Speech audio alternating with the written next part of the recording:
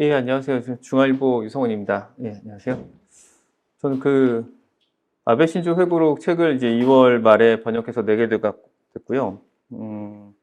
책은 이제 이 책이 일본에서 작년 2월에 이제 나왔는데 일본에서는 굉장히 많이 팔려서 제가 볼 때 이제 30만 권 정도 팔렸다고 알고 있어요. 그래서 요미우리 기자 두 분이 이제 이걸 쓰셨는데 인세로 거의 인생 대역전을 하셨다고. 30만큼 되게 예, 되겠네요. 예. 그러니까 일본에서 가격은 기억이 안 나는데 가격도 이렇게 싸지 않았고, 또 일본은 책을 막 이렇게 컬러도 아니고 다 그냥 흑백으로 사진도 몇 개, 사진도 각 챕터에 한 장씩 제 기억으로는. 그래서 굉장히 저렴하게 만든 책인데 하여튼 30만 권 팔려서 엄청나게 돈을 많이 버셨다고 하더라고요. 그래서 이제 우리나라 이게 오면은 예, 만 부는 팔리지 않겠냐 그랬는데, 예, 전혀, 예, 어림도 없는. 네. 6억 내지 10억 정도 받았겠네요. 6억 내지 10억이요. 가격에 따라서. 그렇죠. 그러니까 뭐 굉장히 많이 버신 것 같아요. 잠깐. 네, 이게 이제 일본 책 거의 이제 그때를 썼는데, 이제 뭐 대충 보시면 알겠지만 일본에서는 이제 뭐 고독, 뭐 결단, 뭐 암투, 뭐 이래갖고 이 권력의 어떤 그 생생한 이거를 이제 뭔가 보여주는. 그리고 이제 보면 되지만 18회에 걸쳐서 36시간에 이제 쭉 해갖고 뭐 미공개됐던 그동안에 뭐 여러 가지 이제 육성 뭐 이렇게.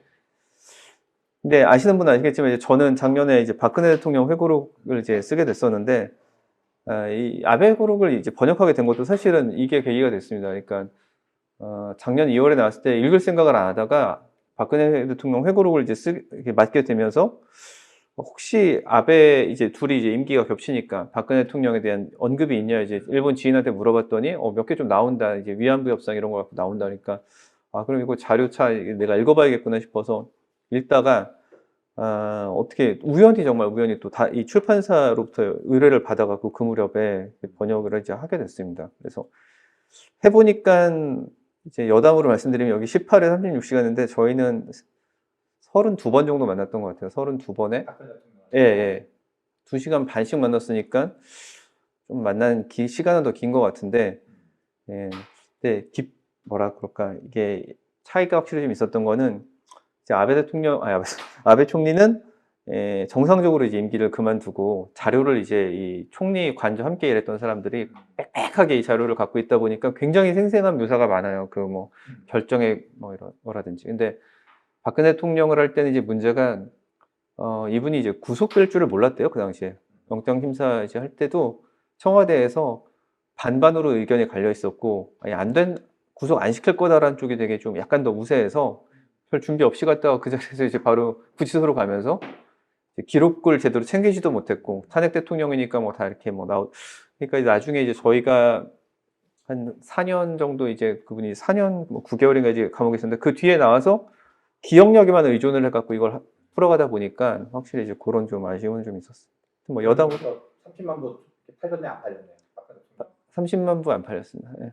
10만 부 넘게, 30만 넘게 팔렸을 것 같아요. 정확한 모르겠어요. 이제 카운팅은 2월 달에 뭐 좀 한 2월 달에 나왔을 때 한 7만 부까지 제가 듣다가 그 다음에 이제 다시 국회로 넘어가면서 이제 저 출판 쪽이랑 이제 얘기를 안 해갖고 그 뒤로는 어떻게 되는지 모르겠어요. 10만 부 대단하네요.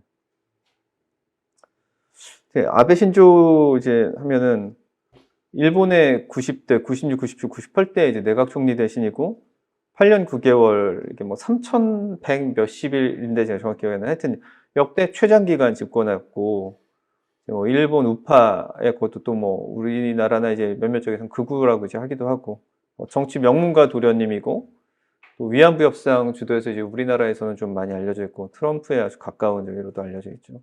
그리고 뭐 약간 배경을 설명드리면은 아베라는 사람에 대해서 이 조부가 아베 그러니까 이제 정치 명문가죠. 그래서 할아버지 때부터 이제 의원을 했는데, 할아버지는 이제 지금의 아베 이미지랑은 다르게 굉장히 리버럴리스트였다고 해요. 그래서 이제 야당이었고 그 당시에. 그리고 이제 반전주의자. 그래서 굉장히 좀 태평양 전쟁 그 무렵에는 굉장히 이제 좀 정치적뿐만 아니라 뭐 여론에서도 굉장히 압박을 많이 받고 굉장히 좀 그랬었다고 하는데, 그럼에도 불구하고 이제 굉장히 좀 소신 있고 좀 그런 정치인으로는 알려져 있어서 그 기시노부스케가 이제 본인의 딸을 이 아베 간의 아들인 아베 신타로와 이제 결혼을 시켰고, 거기서 태어난 이제 아베 신조가 이제 뭐 아키 여사도 이제 그 집안이, 여긴 정치 명문가는 아니고 모리나가 제과라고 아주 일본의 유명한 그 제과점 집 그 딸인데, 그 모리나가 제가 우리도 잘 알만한 게 그 카라멜, 우리나라에도 옛날에 이거 그대로 수입하지 않았나요? 오리온에서 수입했었나? 저도 네, 저 캐러멜을 만든 데가 모리나가 제과입니다. 그래서 일본 가면은 이제 아직도 뭐 이거 살 수 있던데, 하여튼 뭐 돈은 굉장히 많은 집안이라고 알려져 있어요. 이것도 여담인데, 아키 여사가 이제 뭐라고 해야 될까, 뭐 불임이라고 해야 될까, 하여튼 뭐 두 사람 사이 애가 없어서 정치 명문가 출신이다 보니까 이제 이쪽도 굉장히 아들을 바랐는데, 그래갖고 이제 아베 신조 모친이 옛날에는 굉장히 이혼을 뭐 강요했었다고 하더라고요. 근데 아베가 이제 끝까지 자기는 이혼 안 한다 그래갖고, 뭐 일본 이제 네 일본 이제 여성들에게는 그런 점에서 또 굉장히 호감도가 높다고. 투표에 큰 도움이 됐거든요. 아, 그래 계셔. 예. 근데 또, 예, 그렇습니다. 그리고 이제 아베 총리 양력 보면은 이제 보면 쭉 나오는데, 뭐 93년도에 이제 부친이 91년도에 사망하면서, 원래 그 전까지만 물론 뭐 정치 꿈이 뭐 있었겠지만, 하여튼 이제 누구나 그렇듯이 일반 회사 다니다가 고베제강이라는 거 입사해갖고 이제 다니다가, 부친 이제 비서관, 그러니까 부친이 아베 신타로 아버지가 이제 외상을 할 때 비서관을 했었고, 그 밑에서 부친이 이제 사망하면서 그대로 이제 이어받아서 지역구를 93년도부터 그 야마구치에 이제 사구인데, 아까도 이제 잠깐 조부 말씀드렸는데, 아베 간 이제 조부 때부터의 그 지역구가 이제 그쪽이었는데, 시모노세키 뭐 이쪽 야마구치 그쪽이었는데, 이제 조슈번으로 이제 많이 좀 알려져 있잖아요. 굉장히 그래서 이제 우익 성향 강하다, 뭐 메이지 유신의 이제 뭐. 그러면서도 이 아베 간 쪽은 좀 특이한 게, 그 시모노세키 고 일대에 자이니치들, 그러니까 제일교포들, 뭐 제일교포라고 하기도 좀 그렇죠. 그 시대는 사실은 뭐 일본한테 먹혀 있었을 때니까. 그러니까 하여튼 그 조선인들이 많이 살았다고 해요. 예, 조선인들이 많이 살아서 그 아버지 때까지만 해도 그 조선인들, 그 야마구치현에 있는 그 제일 조선인들이 그 하는 사업체 이런 데서 정치 자금을 많이 받았다고 하더라고요. 그래서 그 아버지 때까지는 그 조선인들과의 관계가 굉장히 그 돈독했다고 그러고, 특히 할아버지는 더더욱 굉장히, 이제 할아버지도 리버럴리스트기도 하고, 그래서 조선인들 이제 편의를 좀 많이 봐주고, 이제 그 일본 내에서 좀 이런 그런 권익에 대해서 좀 많이 도와주었다는 뭐 얘기들이 있던데, 뭐 그거를 예전에 일본의 어떤 저널리스트가 이 아베 가문에 대해서 한번 쭉 이렇게 추적한 적이 있었거든요. 그래서 조부는 그렇게 이제 조선인들하고의 어떤 그 관계가 특별했는데, 손자인 이제 아베 신조 때 와갖고 굉장히 좀 이제 엇나가 있다, 뭐 이런 뉘앙스였는데, 하여튼 그랬습니다. 그래서 93년도에 중의원에 당선됐고, 이 사람이 이제 이력 전개, 이제 이때부터도 이미 약간 황태자 같은 그런 이미지가 있었지만, 정말 이제 스타가 된 거는 그 고이즈미 내각 때 당 간사장으로 전격 발탁하면서, 간사장이라는 게 이제 일본에서는 약간 우리나라로 치면 약간 당 대표에 좀 가깝거든요. 그러니까 굉장히 좀 권한이 센, 그러니까 뭐라 그래야 되나, 뭐 이렇게. 그렇죠. 자금 배분도 담당하고, 뭐 굉장히 좀 셉니다. 그러니까 그런 굉장히 이제 일약 그 스타가 돼서 고이즈미 밑에서 자민당 간사장 취임하고, 그다음에 관방장관은 이제 우리로 치면 이제 뭐 대통령 비서실장 같은 그런 역할인데, 관방장관 고이즈미 밑에서 하면서 뭐 거의 이때부터는 거의 뭐 차세대 총리 뭐 거의 확실하다, 뭐 이런 이제 얘기를 들어서 2006년에 고이즈미가 끝나고 나서 이제 바로 총리에 실제로 취임을 했죠. 그리고 이제 1년 뒤에 뭐 여러 가지 이제 뭐 문제가 있었습니다. 여러 가지, 여기서 그걸 뭐 다 저기 할 건 없고, 뭐 측근들 이제 관료들의 말실수, 뭐 경제정책의 뭐 약간 실패, 뭐 여러 가지 문제가 겹치면서 이제 1년 만에 사임을 하고, 2012년에 재취임을 해서 이제 그다음부터는 이제 쭉 2020년 9월에 아마 그만뒀던 걸 기억나는데, 그때까지는 쭉 이제 순탄하게 갔고요.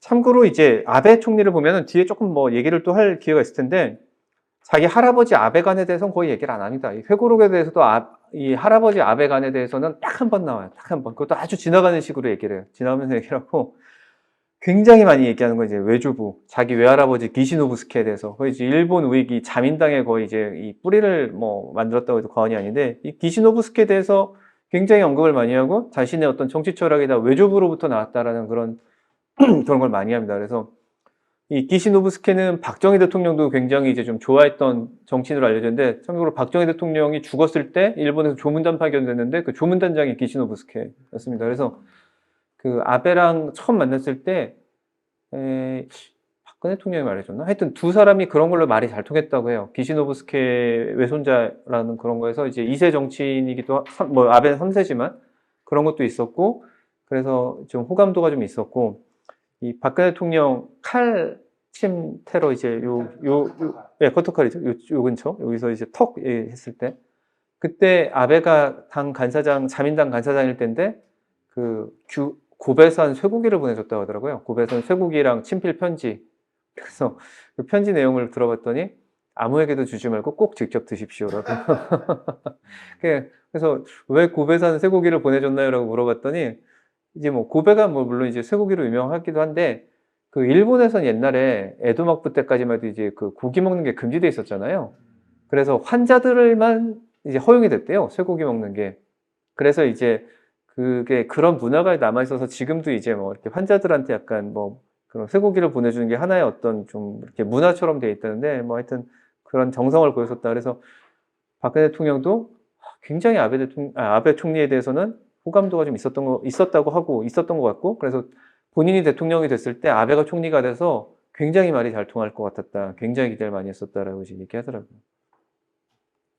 결국 뭐 둘이 굉장히 싸웠지만 하여튼 그랬었고, 이 구성은, 회고록의 구성은 이렇습니다. 그러니까 1장 코로나 확산부터 해서 뭐 10장까지 가는데, 뭐 대부분 이제 회고록을 안 보신 분들일 것 같아서 이제 이전에 했던 강의보다는 이제 회고록 내용을 좀 많이 소개를 해드리려고 해요. 그게 좀 좋으실 것 같고, 나으실 것 같아서.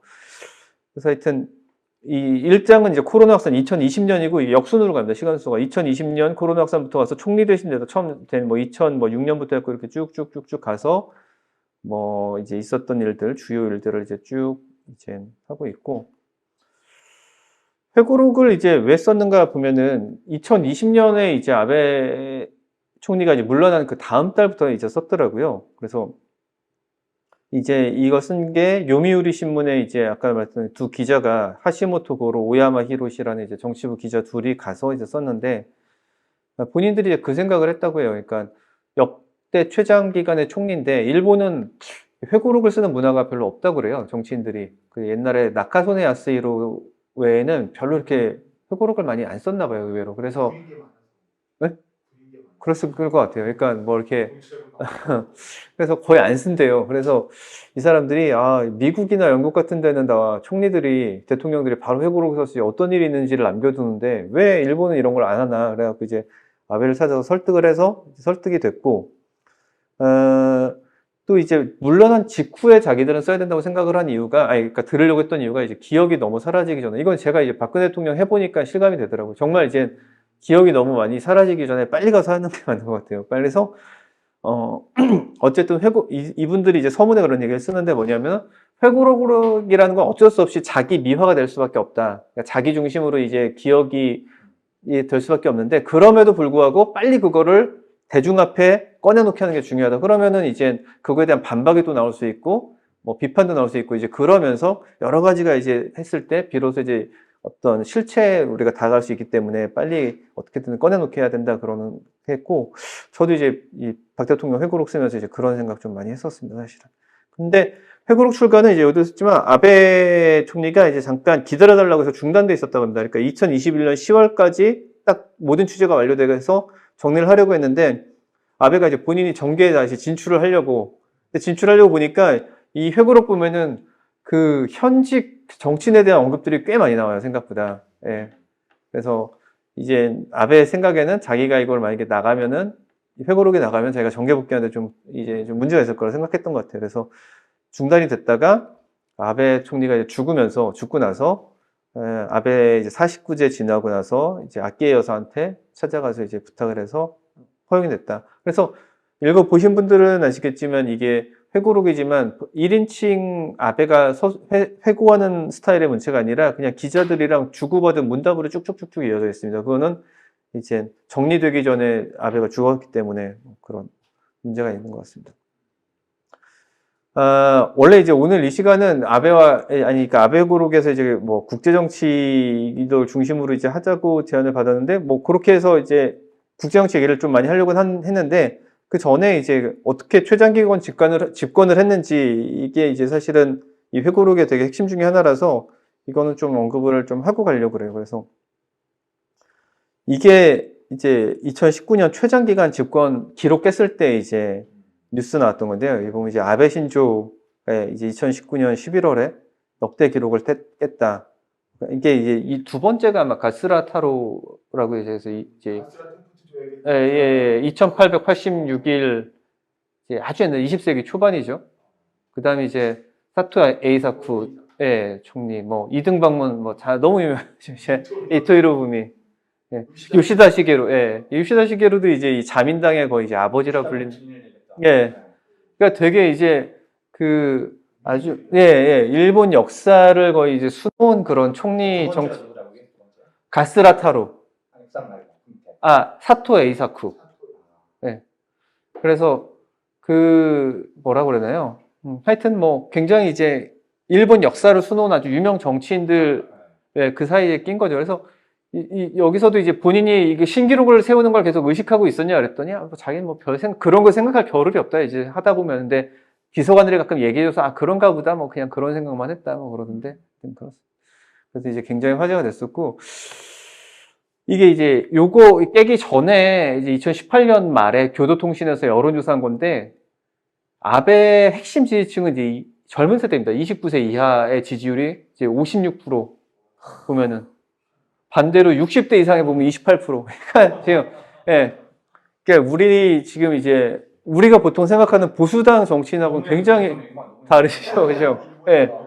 그러니까 저는 이제 이 회고록을 읽으면서 좀 뭐라 그럴까, 우리가 아베에 대해서 갖고 있는 우리가 정말 아베를 얼마나 알고 있을까, 이제 그런 생각을 좀 많이 했어요. 왜냐면 우리 이제 한국에서의 아베 이미지는 극우 정치인, 그리고 그러니까 정말 한국으로 치면 좀 비하는 표현일 수는 있지만, 태극기 부대에 엄청난 이제 지지를 받아갖고 총리가 계속돼요, 이런 사람일 거라 그런 이미지가 있지만, 극우의 지지를 받아서 이어갔다는 생각할 수 있지만, 현실은 정반대입니다, 정반대. 그러니까 오히려 노년층에 가면 인기가 별로고, 젊은 층에서 열렬히 지지를 받았던 정치인, 그렇게 함으로써 역대 최장 기간을 이제 했던. 그러니까 노년층이 평화주의 이런 게 강해서 그런 거죠. 그러니까 그 두 가지가 있더라고요. 하나는 말씀하신 대로 이제 노년층으로 갈수록 이제 그 평화헌법이라든지 옛날 과거 이제 태평양 전쟁에 대한 그런 기억 이런 것 때문에 아베에 대해서 좀 위험하다, 저 사람.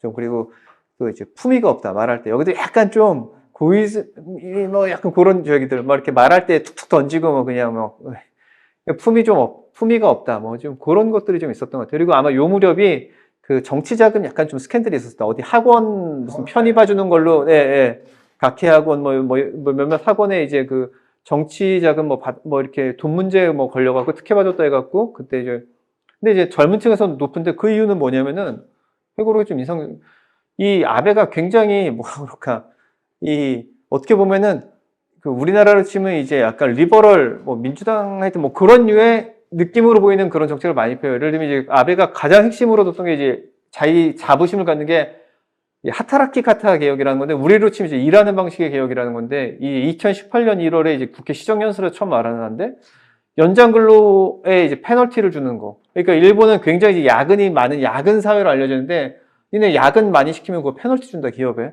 그리고 비정규직 처우 개선을 위해서 동일노동 동일임금제를 이제 주장을 해요, 아베가. 굉장히 적극적으로. 정규직과 비정규직의 어떤 이 임금 저기를 이제 없애자, 차를.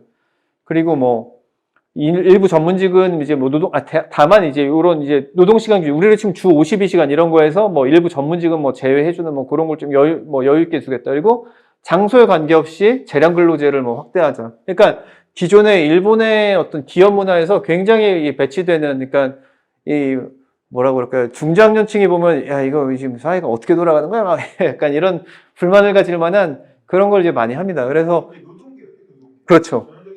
그렇죠. 그래서 굉장히 이 게이간넨이나 처음에 일본 이제 경영진 층으로부터 뭐랄까, 이렇게 좀. 신노동 우파네요. 항의라고 해야 될지 이런 걸 많이 받았다고 하는데, 이제 아베의 논리는 그겁니다. 아니, 이걸 이제 없애주면은 이 사람들이 이제 소득이 이제 향상되면 비정규직이 그럼 많이 돈을 쓰고 그럼 소비가 증진돼서 결국 경제가 이제 선순환이 된다. 뭐 하여튼 뭐 어이구, 그런 거를 좀 얘기를 하고 그러는데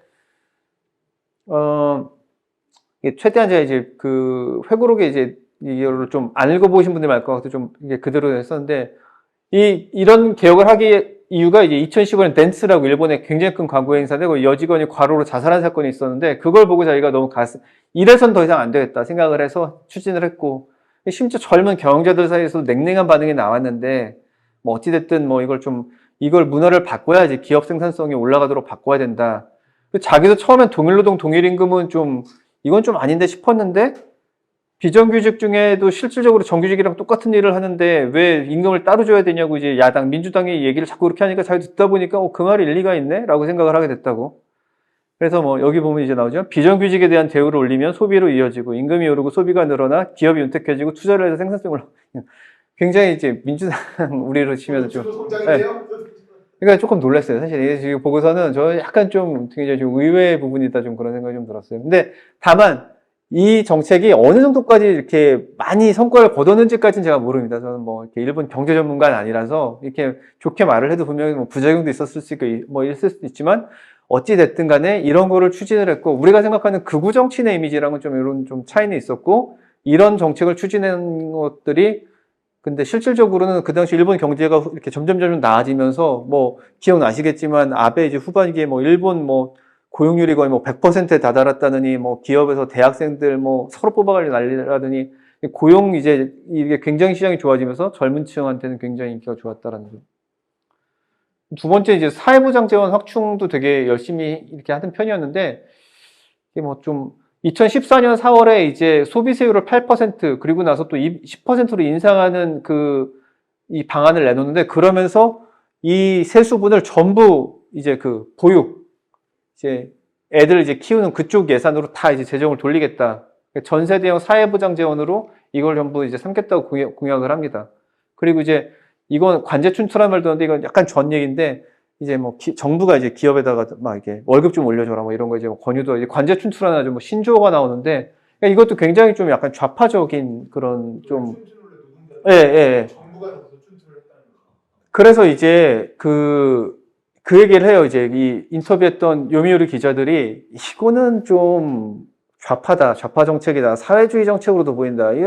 이렇게 하는 게 좀 그렇지 않냐. 또 자민당 총리인데 그러니까 그때 아베가 한 말이 자기 외할아버지 얘기라고. 외할아버지 기시노부스케는 이 사회당의 미와 토시조라고 또 유명한 정치인이 있었는데 그 사회랑 일생의 라이벌이었지만 또 굉장히 친했다. 그리고 국가는 무엇이냐라는 관점에서 이제 우리로 치면 이제 의료보험제도 그리고 뭐 연금제도 이런 거 최저임금법 이런 거 다 우리 이제 기시노부스케 외할아버지가 만든 건데 보수와 사회주의라는 물타리를 넘어서 할 일은 해야겠다는 생각을 했다 자기는 뭐 이런 얘기를 좀 하더라고요.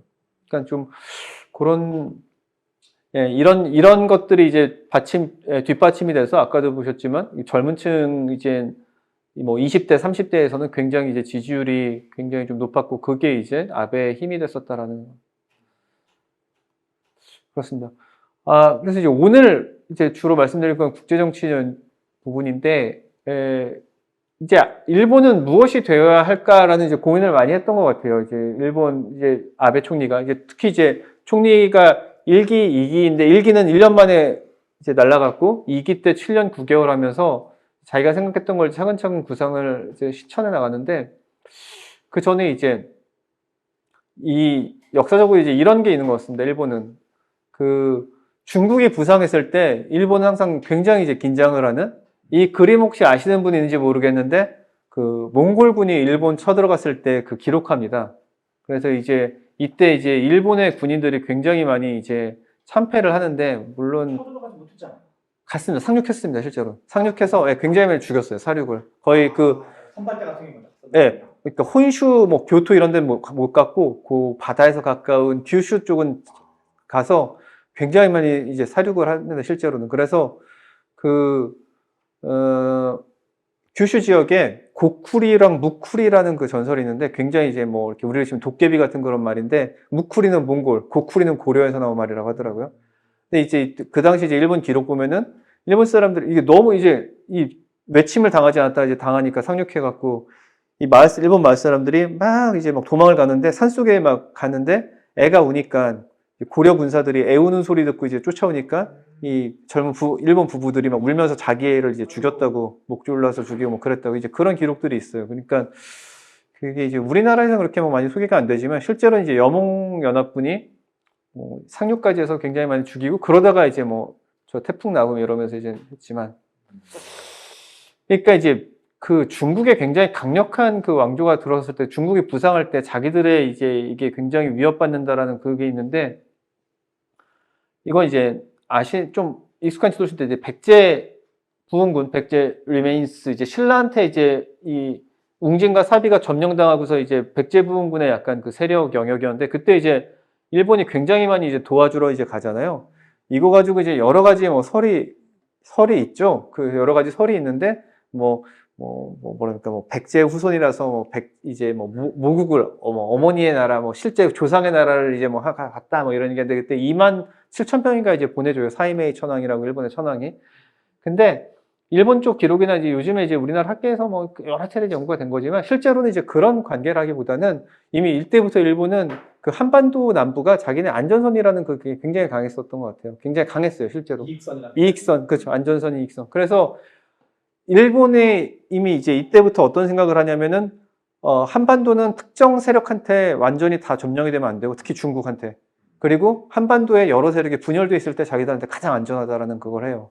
그래서 그 일본석이나 이런 저기들 삼국사에도 그런 게 나오지만 그 백제랑 그 신라를 두고 미묘하게 이렇게 줄타기를 합니다. 우리는 일본 하면은 무조건 다 이렇게 백제랑 손잡고 이랬을 거라 생각하는데 일본석이나 이런 거 실제로 그렇진 않아요. 그러니까 신라랑 백제 사이에서 이렇게 왔다 갔다 그러니까 백제 쪽이 좀 더 이렇게 유대가 강했던 건 팩트지만 일본 안에서 한때는 친신라파가 이 친백제파를 누른 적도 있었고 국익에 따라서 이제 왔다 갔다. 다만 이제 신라가 당나라랑 손잡고 나서는 이게 한반도가 당나라 영향권으로 가면 그 다음에 자기들이 위협받는다는 생각을 해서 그 다음부터는 이제 백제를 완전히 도와서 이걸 이제 견제하는 쪽으로 이제 정책을 좀 틀었던 것 같아요. 하여튼 그런 역사가 있었기 때문에 이때도 굉장히 어떻게 보면 무모한 싸움이었는데 27,000명 결과적으로. 근데 하여튼 어쨌든 여기를 지켜내야 된다는 이제 생각을 했던 것 같아요. 그 다음엔 자기들이 위협받는다.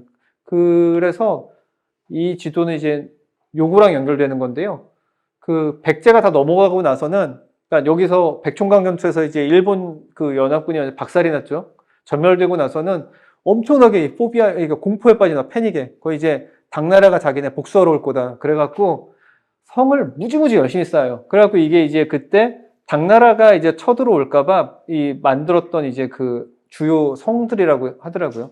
그래서 이제 재밌는 게 그 중에 여기 보면 요 녹색 세모로 조선식 산성이라고 있는데 이 몇 개가 있어요. 조선식 산성이라고.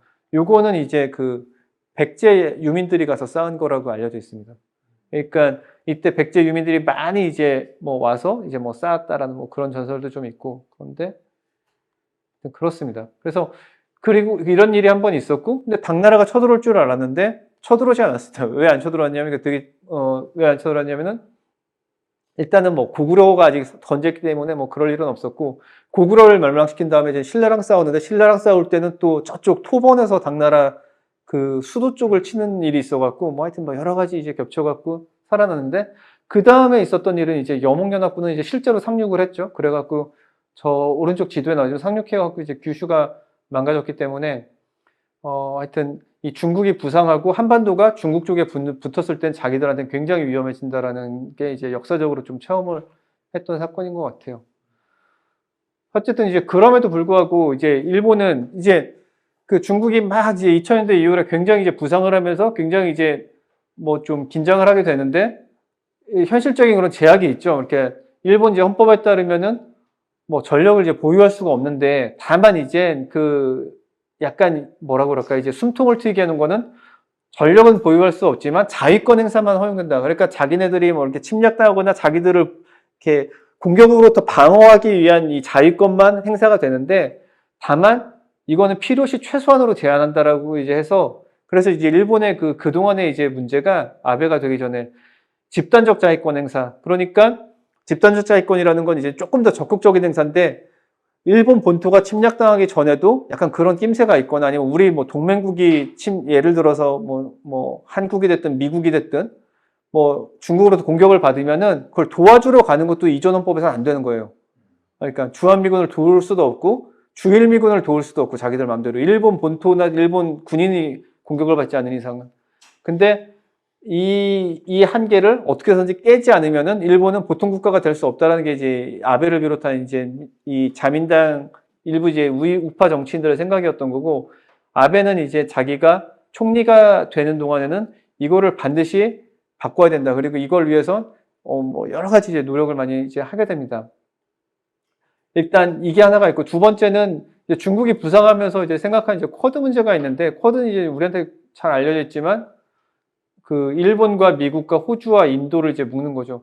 근데 이것도 이제 되게 재밌는 게, 그 아베가 이제 처음으로 이게 저 잘못 썼는데 연도를, 이 쿼드에 대한 구상을 처음 말한 게 2006년이라고요. 2006년 8월에 케냐에서 열렸던 아프리카 개발회의 기조연설에서 이제 이 얘기를 했는데, 일본의 새로운 외교 지침으로 이제 자유롭게 열린 인도태평양 전략을 발표했는데, 왜 그걸 이제 아프리카에서 발표했냐 그러는데, 아베가 얘기하는 게 동남아에서 이걸 발표하면 중국을 자극하게 된다.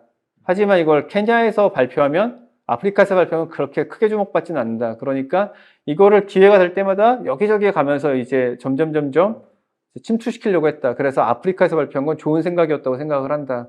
그러니까 이 자유롭고 열린 이 태평양 전략에 따른 이 쿼드라는 이 구상은 아베가 이미 그러니까 굉장히 오래전부터 자기가 쿼드 발표를 아프리카에서 발표하는 거 생각하는 것 자체가 대단하네요. 네. 그러니까 미국이나 어디 이제 한국 같은 데서 발표하면 이제 완전 중국을 자극하는 게 되니까 첫 발표를 이제 저렇게 자격이 있네요, 생각이. 그렇죠. 그러니까 저도 이거 보면서 느낀 게 이게 준비된 정치인인 건가? 약간 그런 생각이 좀 들더라고요. 그래서 차곡차곡 자기가 만들어 왔다. 그래서 2006년 1차 내각 출범 전에 제가 이제 저 우츠쿠시 쿠니에라고 이제 아름다운 나라로 번역되는 그 책을 낸 적이 있는데, 그때도 이미 인도와의 관계를 중시해야 된다. 그러니까 인도랑 일본이 이 인도양과 이쪽 동남아 이쪽 바다를 쭉 저기 하면서 이제 중국을 견제하겠다는 생각은 이미 저 때부터, 그러면서 이제 그 얘기합니다. 인도는 일본과 역사 인식의 문제가 없고 자유와 민주주의 같은 뭐 협력할 수 있을 거 생각했다. 뭐 이런 얘기. 그러니까 오래전부터 이미 2000년대, 2006년, 2005년 이 무렵부터 이미 아베는 중국을 견제해야 된다는 생각은 굉장히 이제 강하게 했던 것 같아요. 그래서 이제 뭐 요 앞에서도 설명한 내용인데요. 2007년 8월 인도 방문 때 두 바다에 올리면서 태평양과 인도양은 자유의 바다다, 번영의 바다다. 그러니까 인도와 일본이 협력해서, 여기서 중국이라는 말은 한 번도 쓰지 않지만 하여튼 협력해서 중국을 막자라는 이제 그런 저기가 있는 거고, 그래서 구체적인 협력 전략단 합동 연습을 둔 쿼드 뭐 이런 것도 이제 2007년부터 이미 자기가 대화를 시작했었다고 하더라고요. 그러니까 우리한테 알려진 거는 뭐 2010년대 이후지만 2007년부터 이미 이런 대화를 해나가고 있었다고 하고, 본인이 잠깐 물러났을 때 야당 시절에는 뭐 아시아의 안보 다이아몬드 구상에서 쿼드에 대한 거를 이제 뭐 영어 논문으로 써서 발표도 했다 그러고, 그러니까 뭐라 그럴까? 그러니까 굉장히 공부도 이제 연구도 많이 하고 끈질기게 하면서 이런 거를 뭐 논문도 낼 정도니까 굉장히 많은 구상과 많은 이제 훈련이 돼 있었던 것 같습니다. 이런 거는. 그리고 이제 아베가 이런 쿼드를 만들어야겠다고 생각한 또 이유 중, 그러니까 뭐 중국의 부상으로 여러 가지 이제 고민이 있었는데, 또 하나 이제 미국의 피로감인데, 이제 오바마 대통령이 2014년에 이제 더 이상 이제 미국은 세계 경찰 아니다, 그래서 뭐 아프간에서도 뭐 병력 빼겠다, 뭐 이런 얘기를 막 하고 그랬을 텐데, 아베가 이제 인터뷰에서 이런 말을 합니다. 그러니까 회고록에서 중국의 군사적 대두와 같은 그런 현재 안보 환경을 보면서 야, 이제 미국만으로는 지탱할 수 없는 거 아닐까 이제 고민을 하게 됐대요. 근데 그 무렵에 이제 오바마도 이제 저런 얘기를 하는 거고, 그러니까 세계 경찰이 아니다. 그러면서 이제 하는 말이, 일본 영토를 지키기 위해서 미군이 공격을 받는 순간 우리가 미군을 돕지 않으면 그 순간 미일 동맹은 끝장난다. 그렇기 때문에 자기들은 이제 다 자위대의 어떤 그 확대 해석 이거 하는 게 이제 필요했다. 그래서 안전보장 관련법을 이제 개정을 해야 했고 만들어야 됐고, 그래서 이제 자위대는 자위대 장비뿐만 아니라 외국군의 함선과 항공기, 방어 이런 걸 보호할 수 있게 됐다. 그러니까 이런 법안이 이 미국의 피로감을 그러니까 미국의 피로감에 대한 어떤 불안 때문에 그런 자위대의 어떤 집단 자위권까지 이제 할 수 있어야 그나마 이제 우리도 좀 안전해진다. 그러니까 미국의 피로감 좀 덜어줘야 된다. 트럼프 대통령과의 일화도 여기서 이제 소개를 하는데 그런 미국의 피로감에 대해서 자기가 얼마나 이제 많이 걱정하고 신경을 썼는지. 이제 미군이 2017년에 동해 일대 항공모함 전단을 파견한 적이 있었는데 트럼프가 그런 말을 했대요. 항공모함 한 척 파견하는데 얼마가 드는지 아냐? 이 항공모함은 그냥 군항에 두고 있을 때가 가장 좋다. 자기가 볼 때는. 너무 돈이 많이 드니까. 그러니까 아베가 뭐라고 했냐면 항공모함을 진주만이나 샌디에고 요코스칸이 이제 그 주일미군 이제 거기는 항구 도시인데요. 이제 그 항공모함 두는 미군 항공모함 두는 요코스카 항구에 두는 것만으로는 항공모함의 의미가 없다. 항공모함 전단은 해양에서 활동하기 위해서 있는 거고 대서양, 태평양, 인도양, 아라비아 이런 미국의 전략적 이유에 부합하는 장소에 있어야 한다라고 이제 반박을 했다. 그러면서 하는 말이 이때는 그냥 트럼프가 자기 말을 그럭저럭 받아들여 줬는데 하여튼 되게 힘들었다 자기는 트럼프의 이런 거 설명하느라. 그러니까 트럼프 이 정부 이제 2016년 들어서면서 더더욱 이제 이런 안보에 대한 이제 그 불안감이 굉장히 이제 커졌었던 것 같아요. 그래서 이거 이제 그 회고록에 좀 이제 나온 내용인데 이거 트럼프에 대한 얘기인데 자기가 이제 예전에 이제 접했던 미국 대통령들은 빌 클린턴이나 조지 W 부시나 다들 오바마까지도 해도 미국의 어떤 책임감이라는 걸 인식하고 있었는데 반면에 트럼프는 왜 미국이 서방에 부담을 져야 하는 생각을 갖고 있었다. 그래서 서방의 자유민주주의 진영과 뭐 이런 권위주의 국가들이 대치하는 속에서 이 미국이 어떤 역할을 해야 되는지에 대한 생각이 별로 없었다, 트럼프는. 그래서 다만 이제 트럼프 입장을 자기가 이해를 하는 거는 역사적으로 볼 때 너무 이제 유럽도 그렇고 무임승차했다. 세계의 경찰이 미국한테 의존하고 그러니까 어리광 부리는 것도 적당히 하라는 트럼프의 이제 주장도 약간 옳은 측면도 있다. 그래서 일본을 포함한 동맹국들은 거기에 대한 응분의 부담을 져야 되고 그래서 자기가 이제 트럼프한테 나토와도 협력하고 일본도 적극적으로 어떤 이제 군사적 이런 걸 부담을 질 테니까 너도 뭐 좀 참아라 뭐 이런 얘기도 좀 했다 그러고. 그러니까 이런 과정을 보면서 이제 드는 생각은 우리는 이제 한국 언론도 이제 자꾸 이거를 뭐랄까 이렇게 기사에 잘 그동안에 많이 놓쳤던 부분, 잘 안 썼던 부분인데 이제 일본이 어떤 군사 대국화, 군사 강국화 어떤 뭐 안보에 대해서 어떤 집단 자위권 뭐 이런 거 하는 거를 뭐 일본의 어떤 이제 군사적 야욕, 뭐 제국주의화 뭐 이런 거에 계속 초점을 두면서 이거 규탄하고 막 이러면 이런 거다. 규탄하고 그걸 비판하고 이러고 하지만 사실은 이런 일련의 과정이 굉장히 이제 미국이나 서방의 어떤 요구, 수요, 뭐 그런 거에 이제 맞물려서 돌아갔다는 점. 그러니까 일례를 하나 들면 제가 2년 전에 영국에 있었는데 연수차 그때 이제 우크라이나 전쟁하면서 일본이 처음으로 이제 그 GDP의 국방 예산을 1%에서 2%로 이제 늘린다고 했었는데 그때 영국 언론들이 굉장히 환영하는 기사들을 많이 썼어요. 드디어 이제 일본이 자기의 어떤 그 국격에 걸맞게 책임을 질 자세가 되어 있다. 뭐 이런 식으로 해갖고 그러니까 이제 그런 것들을 좀 우리가 좀 생각을 해야 되지 않나. 양안 문제 이제 보면 아까 집단자위권에 이제 연결되는 문제인데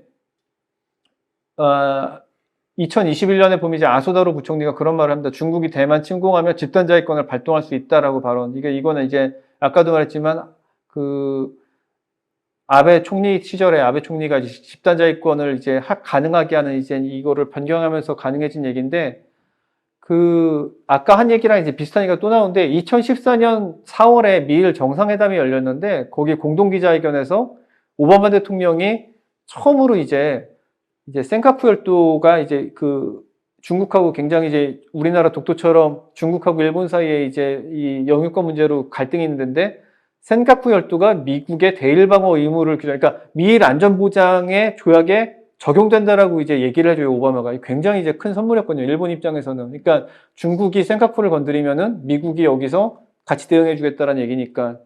그래서 아베가 이제 거기서 뭐라고 하냐면은 굉장히 이게 큰 의미가 있었는데 미국에서 이걸 해준 이유가 일본이 집단적 자위권 헌법 해석 변경을 착실하게 진행하려 한다고 판단을 했고 그렇다면 이런 식으로 이제 선물을 준 거다. 그러니까 일본이 군사적으로 이제 집단자위권을 해서 미군도 직접 도와주고 자기들도 군대 파견하겠다 이런 식으로 이제 우리도 국방을 이제 하겠다 책임을 지겠다라고 하니까 미국이 약간 선물처럼 준 거다. 그러니까 아까 말씀드린 것처럼 어떤 일본의 재무장이라든지 어떤 군비 확대는 굉장히 이제 미국이나 이런 데 요구로 이제 돌아가고 있다라는.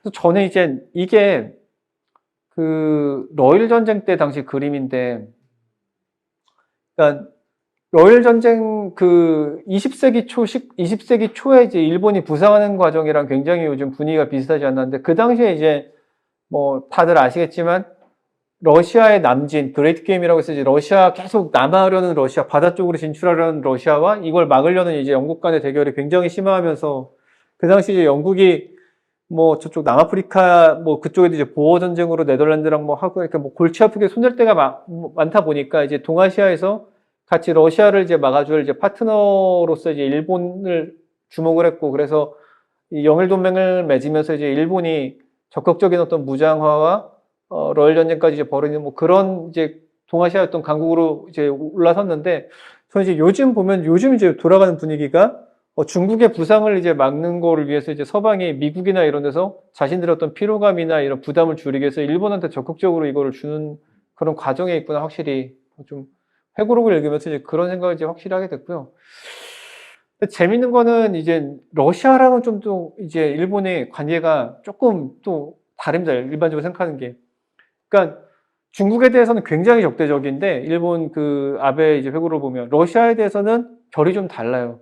근데 러시아하고는 이제 일본하고는 북방 사개섬이라고 해서 이제 이 네 개 뭐 시코탄, 하부마이 이 네 개 섬이 지금 이제 러시아가 영유하고 있는데, 이 네 개 섬은 이제 일본은 계속 뭐 달라서 한때 아베 총리 시절에 뭐 두 개 섬 시코탄하고 하부마이는 일본에 준다라는 뭐 합의가 거의 될 뻔하다가 이제 물러섰는데, 이런 문제가 맞물려 있어서 일본이 특히 이제 아베 총리가 러시아는 절대 이제 건드리지를 않으려고 해요. 그래서 그 우크라이나 2014년에 크림반도 이제 점령했을 때 푸틴이 그때 다들 막 이 격렬하게 이제 제재했는데, 그때도 아베는 약간 다른 얘기를 한다. 그러니까 뭐 냉전 시대라면은 뭐 소련은 적이 맞는데 지금 상황은 다르다. 특히 이 러시아를 제외하고는 자원 문제 같은 거 해결이 안 된다. 그리고 러시아가 의외로 굉장히 이 지저분한 역할을 많이 맡아주고 있다. 예를 들면 뭐 시리아에서 뭐 이슬람 국가 같은 거 공습한 것도 러시아였고,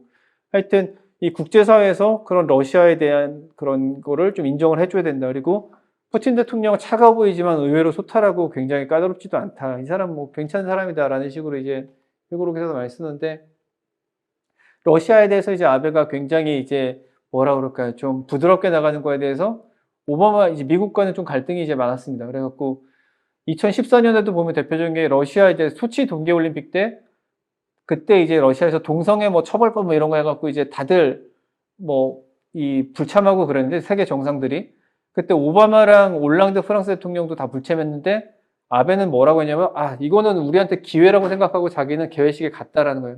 자기 갔다. 그래서 오바마가 가지 말라 그랬는데도 뭐 나는 가야겠다. 그래 이제 갔다. 그러니까 아베의 생각은 어떻게 해서든지 러시아와 이 북방 사개섬 이 문제를 자기 이제 해결하고 싶었기 때문에, 그리고 또 하나는 중국을 견제하기 위해서라도 하는 측면에서도 러시아하고는 척을 져서 안 된다. 그러니까 중국하고 러시아를 묶어버리면 안 된다라고 이제 그 아베는 굉장히 생각을 많이 했다고 하더라고요.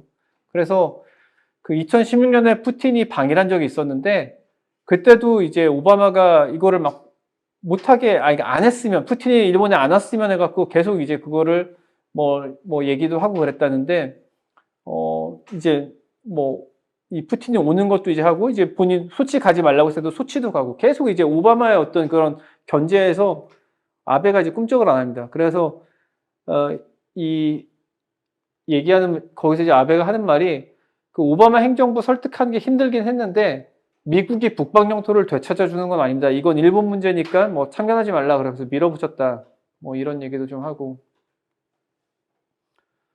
그래서 오바마하고는 사이가 굉장히 불편한 적이 많았는데, 우리가 생각하는 것보다. 이건 이제 그 회고록에 나오는 에피소드 중에 하나인데요.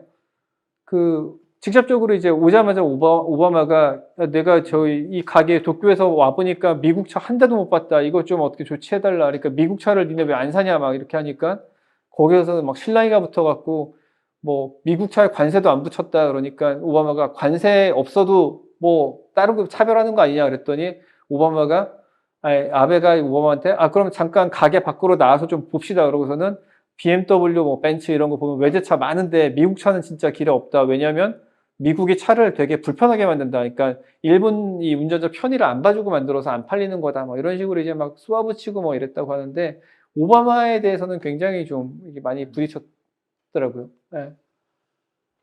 반대로 이제 트럼프랑은 좀 관계가 괜찮은데 오바마랑은 이제 그런 면에서 되게 많이 부딪혔던 또 이유 중에 하나가 오바마 이제 시절에 중국이 굉장히 부상하는 거에 대해서 본인이 이 오바마 이 행정부에 대해서 그리고 오바마 대통령에 대해서도 많이 이제 이 중국을 견제해야 된다 얘기를 많이 했는데 오바마 대통령이 이제 그 점에 대해서는 중국 견제에 대해서는 거의 뭐 이제 흘려듣거나 신경 쓰지 않았기 때문에 그런 거에 대해서도 이제 계속 좀 부딪혔고 반대로 이제 트럼프와는 이제 관계가 굉장히 좋았는데 이제 트럼프 이제 골프 친 거 되게 유명한데 그 트럼프 대통령이 딱 당선됐을 때 가장 처음 만났던 외국 정상이 그 아베 총리입니다. 그래서 아베 총리가 이제 2016년 미국 대선 때 그 당시 뭐 다들 이제 힐러리가 이길 거라고 그래갖고 이제 일본 외무성에도 누가 이길 거냐고 물어봤더니 힐러리가 이긴다. 그래서 힐러리만 만나면 된다 그랬는데 아베가 혹시 몰라서 이제 보험 차원에서 이제 트럼프 쪽이랑 이제 좀 접촉을 해갖고 그쪽 인사들하고 이제 만나고 그랬는데 그 덕분에 이제 트럼프가 당선된 직후에 가장 먼저 이제 아베랑 만나게 됐고, 뭐 전화 통화한 얘기도 이제 많이 전화를 굉장히 자주 했는데, 트럼프랑 이제 전화를 하면은 오바마랑은 한 15분 정도만 통화를 했는데, 트럼프하고는 뭐 1시간 정도 얘기했다. 그래서 1시간 얘기하는데, 얘기 들어보면 뭐 본론은 한 15분 정도고 7, 80%는 뭐 골프나 이제 다른 나라 정상 뭐 뒷담화 이런 거 많이 깠다 뭐 이런 얘기. 그래서 오바마는 이제 러시아에 대해서 또 굉장히 안 좋았던 반면에 트럼프는 일본이 러시아와 가깝게 지는 걸 별로 이제 반대하지 않아서 오히려 이제 트럼프는 이제 러시아와 미국 사이에서 이제 아베가 좀 중간자, 전달자 역할을 좀 하기를 바랬고 그래서 이제 푸틴한테도 트럼프의 이제 메시지를 많이 뭐 왔다 갔다 서로 보냈다고 하는데 아베가 이제 한 번은 트럼프가 대통령 되면 미국의 이제 러시아 정책이 적대 방침에서 좀 바뀔 수도 있다 그랬더니 푸틴이 트럼프랑은 얘기해 볼만 뭐 얘기할 수 있는 사이가 될 것 같다. 근데 자기는 미국에 대한 아무런 환상도 품지 않고 있다. 뭐 이렇게 얘기했다. 그래서 저 사실 이거 그때 우리 박사님께서 쓰신 그 책 보면서 이 생각이 많이 났는데, 그러니까 예, 거의 뭐 나토 뭐 이런 그 부분들, 그러니까 러시아가 워낙 이제 미국에 대해서 뭐랄까 뭐 배신이라고 해야 되나, 뭐 서방에 대해서 당한 게 많으니까 확실히 이제 저런 생각을 확실히 이제 드러내고 있었구나라는. 이거 이제 납북 문제, 그러니까 그 아베 총리가 굉장히 그 보수층의 아까 말한 그런 그 경제정책 말고는 사실은 안보나 뭐 이런 문제에선 굉장히 보수적인 그 지지층을 많이 묶고 있는데 그 보수 지지층을 많이 묶을 수 있는 연결고리 중에 하나가 이제 납북자 문제더라고요. 저는 이 문제가 그렇게 뭐 큰 문제라고는 생각을 못 했는데 이 요구타 메구미라고 이제 그 납치당했던 그 일본 그 여성 문제. 그래서 이 아베가 이 납북자 이 지원하는 그 단체 무슨 그 후원회장도 맡고 있고 굉장히 많이 그 이 문제를 그 총리 전부터 많이 다뤘습니다. 그래서 이 북한에 대한 생각을 이제 이거 관련해 갖고 얘기 많이 했는데 좀 재밌게 본 게 북한이 이제 몇 번 뭐 메구미에 뭐 유고를 보내준다 뭐 어쩐다 그래갖고 이제 일본 납북자 문제를 좀 전향적으로 해결할 것처럼 얘기한 적이 있는데 김정일 시대 실제로는 잘 안 됐죠. 그래서 이제 이 아베 얘기하는 게 뭐냐면 그 기자들이 이제 물어본다. 결국은 미국으로부터 강한 압박을 받을 때만 북한이 움직이는 거 아니냐 그랬더니 아베가 그렇다. 그러니까 2002년에 조지 W 부시 대통령이 그 이란, 이라크, 북한을 3대 악의 축으로 규정하고 엄청나게 이제 압박했을 때 그때 북한이 일본에 매달리려고 왔었다.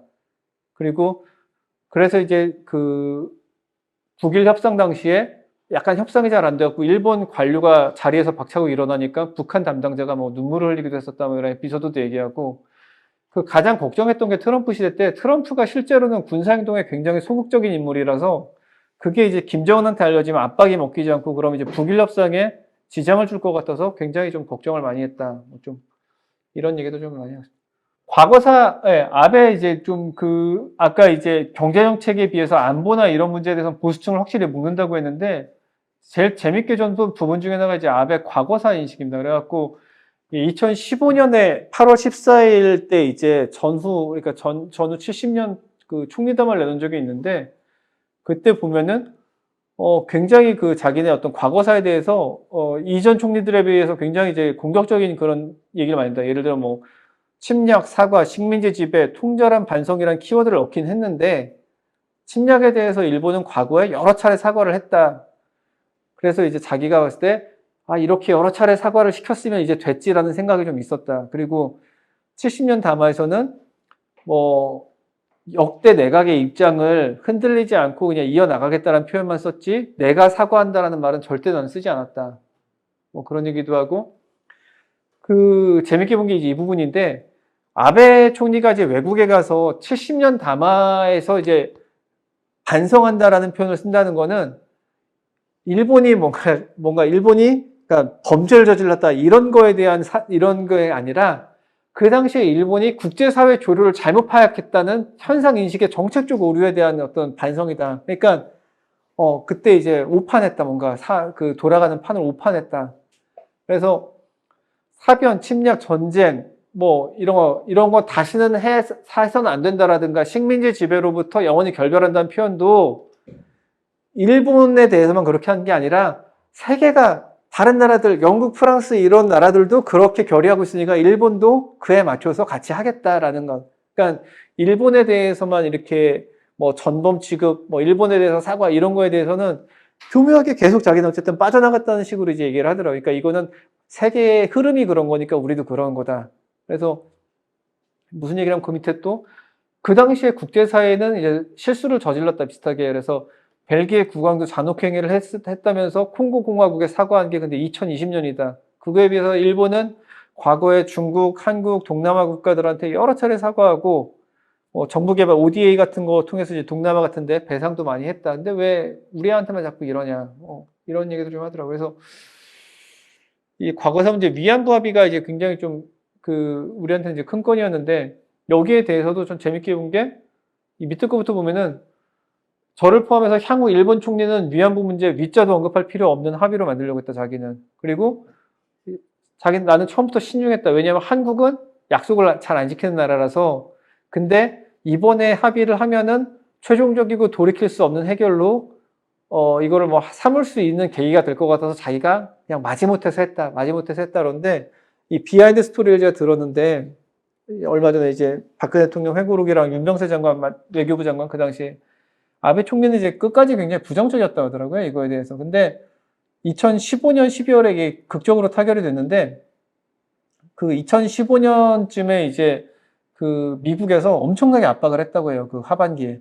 이제 오바마 대통령이 직접 아베 총리한테 이거 빨리 해결 안 하면은, 안 되니까 어떻게든지 한국 거를 들어줘라. 그래서 오바마 대통령이 하도 세게 이제 얘기를 해갖고, 결국은 아베 총리가 계속 좀 미루려고 하다가 결국 이제 그거에 넘어갔다라고. 그건 이제 윤병세 장관 얘기였는데요. 박근혜 대통령에 대해서도 이제 언급을 하는데, 박근혜 대통령은 뭐, 이병기 씨처럼 좋은 말 하지 않았어요. 이 얘기는 이제 이병기가 그 당시 이제 한일 위안부 협상에서 한국 쪽 대표가 이병기 이제 국정원장이었는데, 이병기 원장은 뭐 일본한테 이제 계속 협상을 뭐 이번에 잘해보자 하여튼 굉장히 이제 좀 좋은 말을 많이 했는데 박 대통령 굉장히 딱딱했다고 하더라고요. 그래서 위안부 합의를 맺을 때 이제 그때까지 몇 번 박 대통령이랑 얘기를 주고받았는데 뭐 예를 들어 자기가 아니 1951년부터 65년까지 한일 국교 정상협상 과정에서 한 번도 한국의 위안부 문제를 내놓지 않았는데 왜 이걸 지금 내놓냐 뭐 이러니까 박근혜 대통령이 그때 14년 동안 그때 안 꺼냈으니까 지금 말하는 거다라고 얘기를 해갖고 자기가 진짜 황당하다고 생각했다 뭐 그러고 있고. 다만 이제 정치인으로서 이제 박근혜한테 위안부 합의는 힘들었을 거다 생각한다. 왜냐하면 박근혜 대통령의 부친 박정희 대통령은 일본 육사를 졸업했고 대통령 시절에 이제 한일 기본조약을 비준해서 한국 내에서 약간 친일파가 아니냐라는 의심을 받고 있었다. 그래갖고 이제 이런 위안부 협상 맺는 게 굉장히 힘들었을 거라고 생각한다. 뭐 그런 얘기도 하고. 이제 박근혜 대통령은 좀 이렇게 좀 보면 안쓰러운 느낌이 드는데 국제회의 가면은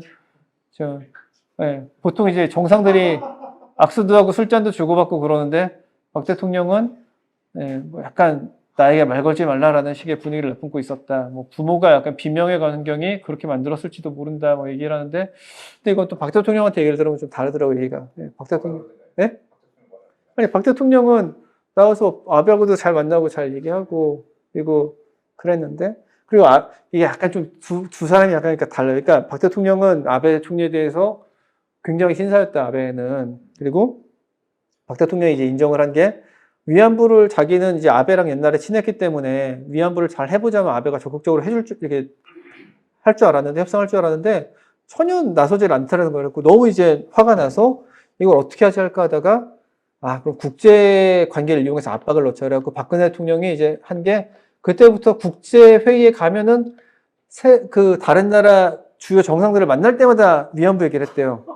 근데 마침 그때 이제 환경이 좋았던 게 영국은 메이 총리, 그리고 독일은 메르켈, 다 여성이잖아요. 그리고 이제 미국도 오바마인데 오바마도 그렇고 이제 오바마 부인도 그렇고 이제 이런 문제에 좀 관심이 많고. 그러니까 박근혜 대통령이 이런 얘기를 할 때마다 다들 막 고개를 끄덕이면서 그거 참 문제네 문제. 그래갖고 박근혜 대통령 말이 그전에는 서포트 위민이란 말을 썼다나? 위안부를 영어로. 근데 자기가 섹스 슬레이브로 바꿨대요. 왜냐면은 서포트 위민으로 하면은 그냥 그 서양 그 정상들이 그냥 뭐 이렇게 뭐 도왔나 보네. 약간 뭐 그냥 그 정도로 예. 그러니까 자기가 볼 때는 이제 이걸 성노예, 약간 섹스 슬레이브로 해야 이제 서양에서 이제 정상들이 뭐 메르켈이나 이제 이런 저기들이. 그리고 실제로 메르켈이 2015년인가 그 독일 이제 저기로서 이제 그때 되게 오랜만에 일본의 정상회담 갔는데 국빈 초청을 받아서 갔는데 그때 위안부 얘기를 꺼내요, 거기서. 빨리 이거 해결하기 바란다라고. 그래서 일본에서 그거를 아마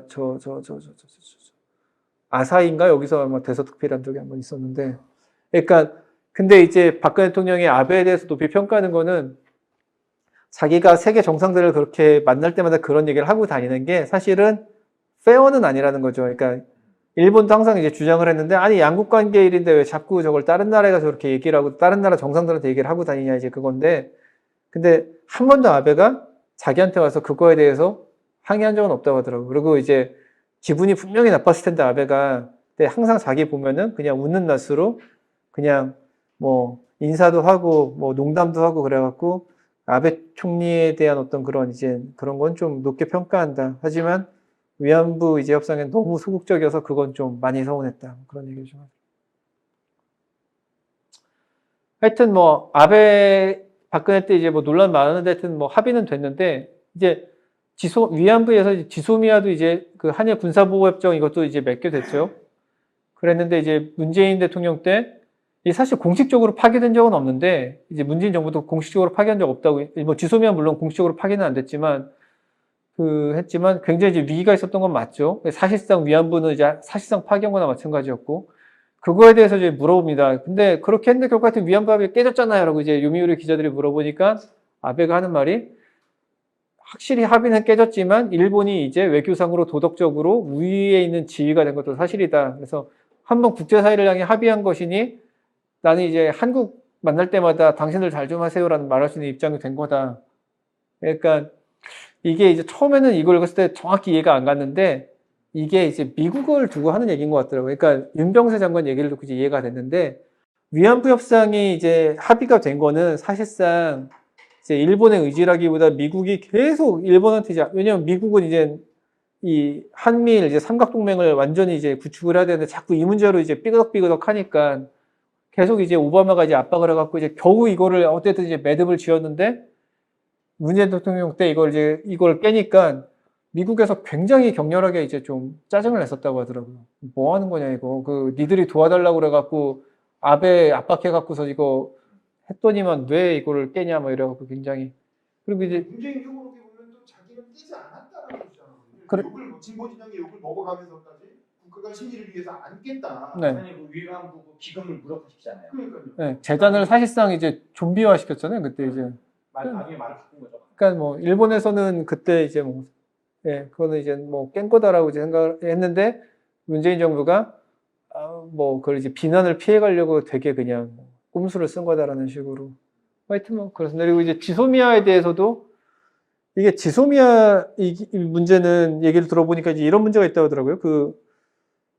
이제 일본 쪽 특히 이제 북한이 이 동해 쪽에서 미사일 쏘거나 뭐 이렇게 움직이면은 그게 일본에서 굉장히 이 탐지가 잘 되는데, 그래서 이제 그 일본 위성이나 군사위성이나 뭐 일본 쪽에서 이제 갖고 있는 정보를 이제 받아야 되는데 이게 한국한테 바로 줄 수가 없대요. 지소미 협정 전에는. 그래서 항상 그러니까 미군을 통해서 이걸 주긴 했는데 미국도 그때마다 어쨌든 형식상으로도 하여튼 일일이 이제 허가를 받아야 되고 일본 측에 그러니까 시간 문제도 있고 이게 굉장히 불편한 게 많아서 지소미아 이제 협상을 이제 이렇게 해서 이제 한 건데 이것도 이제 한국이 뭐 그때 이제 그 2019년 7월이었나 그 뭐 보복 이제 뭐 불화수소 뭐 이런 거 뭐 이제 수출 뭐 규제하고 뭐 이러면서 이제 우리 지소미아 건드리니까 이것도 이제 미국에서 아니 왜 저걸 건드리냐 이제 그 굉장히 좀 이제 좀 많이 7월 굉장히 이제 외교 이제 군사 이쪽 채널 통해 갖고 한국 정부에 굉장히 항의를 많이 했다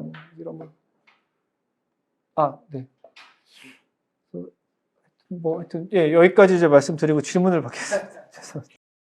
아니 저도 뭐 동감합니다. 그리고 사실은 오늘 이거를 이제 정리를 하다 느낀 게 사실 여기서 다룬 얘기가 너무 많아갖고 네, 너무 많아갖고 사실은 좀 질문을 잘 많이 받는 게 낫다 생각하는데 또 이제 말씀 듣다 보니까 생각나는 게 일본이 참 지정학적 이게 사고가 능하다는 생각도 또 하나 들었고 또 하나는 이제 이 아베 회고를 보면서 하나 들었던 생각이 우리는 굉장히 이제 일본을 친미 국가라고 생각을 하잖아요. 근데 아베 회고록을 읽다 보면은 미국에 대해서는 굉장히 이렇게 선을 긋는? 그러니까 뭐라 그럴까? 그러니까 이 미국에 대해서 이 관계가 우리가 생각한 거랑은 좀 이게 다르다는 생각이 들더라고요. 그러니까 그 태평양 전쟁 때 물론 싸우긴 싸웠지만서도 이제 얘기를 하다 이제 몇 개가 하나 있었는데 하나는 이제 러시아의 관계에 대해서 아베는 적어도 아베 재임 기간에 절대로 이제 미국하고 이제 이 공동 보조를 러시아는 거의 안 했더라고요 보니까 매년 푸틴하고도 만났고 이 동방 무슨 경제 포럼이라서 블라디보스토크도 갔고 그리고 또 하나는 그 재밌었던 게 이란하고 뭐 트러블이 있을 때도 이제 아베 말은 그래요. 이란을 자극하지 않기 위해서 그 무슨 그때 뭐 이 미국하고 뭐 공동 무슨 뭐 함대 뭐 이렇게 해갖고 연합 뭐 해갖고 하는데 거기도 일본은 끼진 않았었다고 하더라고요. 그리고 미국하고 관계가 나빠지기 전에 일본하고 이란이 굉장히 관계가 괜찮았는데 미국 때문에 이란에서 얻을 수 있는 이득을 우리가 많이 그때 놓쳤다. 그러니까 그럴 필요가 없다라고. 그러니까 그 뭐라 그럴까요? 우리가 이제 아베에 대해서 굉장히 이제 친미적인 어떤 정치인으로 생각을 하지만 실제로는 그렇진 않구나라는 거. 그리고 아까도 이제 오바마랑 뭐 싸운 얘기도 좀 했잖아요. 그런 뭐 자동차 갖고 싸우는 얘기 뭐 그런 것도 그런 건 좀 되게 의외구나. 근데 이제 박근혜 대통령 회고록에서 조금 아쉬웠던 게 이런 부분인데 이제 미국 대통령하고도 이제 뭐 갈등이 있었거나 싸운 얘기를 많이 이제 해요. 뭐 오바마랑 싸운 얘기 뭐 이런 얘기를. 근데 이제 박근혜 대통령한테도 그걸 이렇게 여쭤본 적이 있는데 아마 이제 기억이 조금 안 나서 그런지 몰라도 그런 이제 다른 나라 정상과 할 때 갈등 빚었던 이제 말씀을 잘 안 하시더라고요. 그래갖고 그분은 젊어서부터 의전을 하셔가지고 갈등하는 상황으로 안 가죠. 그럴 수 있어요. 입니다 이렇게 정리해 놓고 나서 수출 규제 문제 먼저 말씀드리면은 아베 총리 얘기는 이제 그 징용공 이제 재판 그걸 보고선 그거에 대해서 뭔가 한 방 먹여야겠다 생각을 해서 그걸 했다라고 인정을 해요. 거기서 그러면서 이제 그 북한 문제 말씀을 드리면은 그거에 대해서는 이제 그거를 흔들려고 했다고 당연히 이제 안 썼는데 트럼프랑 김정은이랑 그렇게 될 줄은 몰랐다고 인정을 해요. 그 책에서 자기는 트럼프 만나서 이거 북한은 믿을 수 없는 나라니까 그렇게 믿고 들어가면 안 된다. 그리고 핵을 완전히 불가역적으로 뭐 못 쓰게끔 그걸 이제 확약을 받아야 되고 뭐 이렇게 여러 가지 주문을 하는데 그때 되니까 이제 트럼프가 자기 말을 그냥 건성으로 듣더라는 거예요. 그냥 뭐 귀찮아 죽겠네 이런 식으로. 그래서 좀 당황했다라는 식으로 얘기를 해요. 그래갖고 당황해서 자기가 그럼 이왕 이렇게 된 바에 그럼 우리는 그냥 납북자 문제나 그냥 도움을 얻어야겠다. 트럼프한테 그러면 그건 알겠고 알아서 하시고 대신 그 우리 납북자 문제 좀 확실히 도와주시오. 약간 이런 식으로 해갖고 얘기했다. 그러니까 뭐 지금 그 질문에 대해서는 아마 누구도 확답해서 말씀을 드리기는 어려울 것 같지만 그 당시에 이제 아베가 그 트럼프의 어떤 그 북한에 대해서 굉장히 어떤 뭐라고 이게 깊숙이 들어가는 그렇게 그 흐름에 대해서는 굉장히 좀 불쾌했다라는 게 이제 느껴집니다. 그 회고록을 읽으면 되게 좀 이러면 안 되는데 흐름이 뭐 그런 생각을 했다. 그래서 그랬을 수도 있겠죠. 뭐 어쩌면은. 네. 기시다. 기시다는 사실은 그러니까 뭐라고 제가 일본 전문가, 정치 전문가라서 모르겠고, 예, 죄송합니다. 근데 하나는 기시다랑 그 아베가 이렇게 파는 달라요. 파벌은 서로 다른 파벌 출신이고, 그래서 원래 기시다랑 스가, 그러니까 아베 다음에 스가였잖아요. 스가랑 기시다랑 경쟁 구도였을 때 스가를 지원해갖고, 아, 기시다 엿먹였다, 뭐 이런 뭐 얘기도 좀 있긴 했었는데, 그런데 지금 이제 기시다 그 인기 하락 요인 중에 하나는 제가 알기로 이제 아베가 죽고 나서 아베파였던 되게 많은 정치인들이 이제 기시다 쪽으로 가기도 했는데, 뭐 정치 자금 뭐 이 스캔들이 뭐 많이 터져갖고 그쪽에서 그게 이제 뭐 연루돼갖고 좀 많이 떨어진다 뭐 그런 얘기는 좀 듣고 있습니다. 그래서 지금 뭐 내각 지지율이 20%대라서 지금 이제 총선하면은 뭐 뒤집어질 수도 있다 뭐 이런 얘기도 있더라고요. 뭐 총재 선거도 아마 이기기 어려울 것 같다. 만약에 총재 선거를 지금 기시다가 못 이기면은 이제 요즘 뭐 거론된 사람 중에 하나가 이제 이시바라는 이제 사람인데 아베 한때 이제 라이벌이었던 지한파로 좀 한국에 대해서 굉장히 좀 온건한 입장을 가진 그 정치인인데 뭐 유력하다 뭐 그런 얘기도 좀 있는데 어떻게 될지는 잘 모르겠네요. 죄송합니다. 그래도 그게 자민당으로 그 자민당 정권이 바뀌는 건 아니죠? 자민당 안에서 총리가 바뀐다는 거죠? 뭐 그게 좀 더 높지 않나? 근데 요즘에는 뭐 민주당으로 뭐 처음으로 이게 뭐 지지율이 역전됐다 뭐 이런 얘기 좀 있긴 있더라고요. 근데 민주당 지지율 12%인가 뭐. 입헌 민 민주당 네. 지지율 뭐 15%도 안 네, 돼요. 네. 하여튼 뭐 그런 얘기도 뭐 그러니까 뭐 있긴 모르겠습니다. 하여튼 뭐 근데 그 민주당은 뭐 제가 알기로는 옛날에 그 하토야마 유키오 그 총리 간나오토 그리고 노다 그 3인방 체제 때 워낙 경제를 심각하게 말아먹어서 예, 제가 알기로도 이 일본 내에서는 그 민주당한테 다시 정권 주는 거는 예, 도저히 있을 수 없는 일, 뭐 약간 이렇게 생각하는 게 압도적이라고 알고 있습니다. 인도 먼저 얘기를 하면은 인도가 허용으로서 좀 재밌는 나라로 나오는데, 그러니까 아베가 볼 때 그러니까 아까 이제 초반에 중국 얘기, 중국의 부상 얘기 많이 했는데 아베의 머릿속은 그 중국이 하여튼 이걸 막아야 된다, 부상을 막아야 된다는 게 가장 강력한 그 제1 원칙인 것 같아요, 이 사람한테. 그럼 중국을 견제할 수 있는 나라들이 어디가 있냐 주변에 했을 때 이 사람한테는 비록 미국과의 관계도 안 좋고 여러 가지 저기가 있지만 어쨌든 러시아를 무시할 수는 없고 러시아도 우리 자기들이 잘 활용해야 될 나라 중에 하나라고 생각을 하는 것 같고 그 다음에 아니 러시아 다음이 아니라 그에 못지않게 굉장히 중요한 게 이제 인도인 거죠. 인도가 이제 중국의 이걸 이제 견제할 수 있는 나라니까. 근데 그래서 이제 아까 뭐 두 바다에 어울림, 그러니까 자기가 일기 총리 때 뭐 인도양과 태평양 이런 얘기도 했다는데 또 재밌는 역사적 사례를 드는 게 이런 얘기를 하더라고요. 인도랑 자기 일본이 잘 어울릴 수 있는 그 역사적 배경으로 자기 아버지였던 것 같아요. 아버지였나? 네. 하여튼 일본에 제가 정확히 기억이 안 나는데 하여튼 그 인도에 간 적이 있었는데 인도에서 막 엄청나게 환영을 하더래요. 그러면서 소개를 하는데 영국 제국주의와도 이 맞서 싸워 아시아의 기계를 보여준 나라다, 일본은. 예. 그러니까 이게 뭐냐면은 인도는 어쨌든 그 영국의 식민 지배를 이제 받아 굉장히 아픔이 있는 나라잖아요. 그러니까 일본이 아시아 대부분의 국가에서는 침략군이고 나쁜 새끼고 개새끼인데 이게 인도에서는 약간 이 기준이 좀 달라질 수 있는 거예요. 왜냐면 영국하고 맞서 싸웠기 때문에. 그러니까 아베 얘기는 인도는 신태환도 그 얘기를 아, 그랬어요? 신태환 씨도 아, 지금 생각난다. 아베가 이제 그 얘기에서 인도는 이게 인도태평양 전략의 하나의 요인 중에 하나다. 역사적 배경에서 그렇기 때문에 일본을 되게 싫어하지 않을 그 아시아의 강대국 중 하나다. 실제로 인도인들이 아베를 되게 좋아해요. 예, 예. 그래서 아마 이제 아베가 볼 때는 인도를 굉장히 여러모로 이제 잘 그러니까 자기들과 이거 뭘 해볼 짝짝꿍이 맞을 수 있겠다 이 생각 좀 하는 것 같아요. 그래서 뭐 그런 것 같고, 그럼 본인이 그런 생각을 갖고 굉장히 공을 들이니까 뭐 인도 사람들 볼 때도 아베에 대해서 평가하지 않을까. 또 중국에 대해서 계속 견제를 했고, 이 인도에서도 이제 그게 사실 좋았을 테고, 그러니까 그 협상 얘기하니까 생각난 건데 회고록에서 이런 얘기를 했습니다. 좀 재밌게 봤는데, 그 아베가 중국하고 이제 외교하는 법에 대해서 얘기를 해요. 근데 중국하고 외교를 할 때는 절대로 꿀리면 안 된다. 그러니까 만약에 중국이 나의 차를 잡아먹을 것 같으면 저쪽에 마나 상을 우리도 먹을 수 있는 거를 보여줘야 된다. 그러니까 그냥 호락호락하게 보여서는 안 된다. 그리고 중국하고 할 때 그래서 장기를 두는 심정으로 자기가 외교를 했다고 하더라고요. 그래서 한 말이 장기판을 이렇게 두면 판이 불리해지면 장기판을 뒤집어 엎는 한국하고는 다르다라고.